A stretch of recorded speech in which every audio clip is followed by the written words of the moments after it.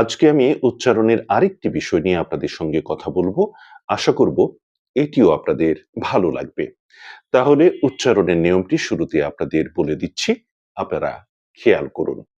শব্দ শেষের অ এর আগে যদি ঐকার, ঔকার, অনুস্বার, বিসর্গ কিংবা ঋকার থাকে, তাহলে সেই অ প্রায়শ বিলুপ্ত না হয়ে ওকারের মতো উচ্চারিত হবে।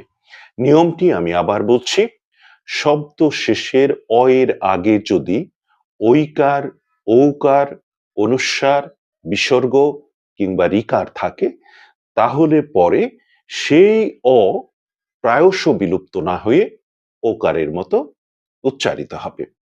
আমি কটি শব্দ বলছি, আপনারা মিলিয়ে নিন। যেমন ধরুন, শৈল, তৈল, শৈব, বৈধ, স্ত্রৈণ, গৌণ, মৌল, পৌর, যৌথ, সৌধ, বংশ, বিংশ, দুঃখ, তৃণ ইত্যাদি।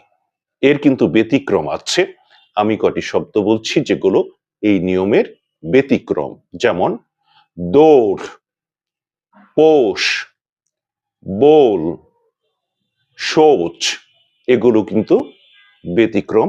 এগুলো কিন্তু দৌড়, পৌষ, বৌল, শৌচ এমন হবে না।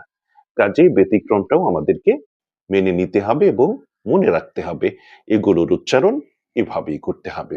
সবাইকে ধন্যবাদ আমার সঙ্গে থাকার জন্য। ভালো থাকুন, সুন্দর থাকুন। খোদা হাফেজ।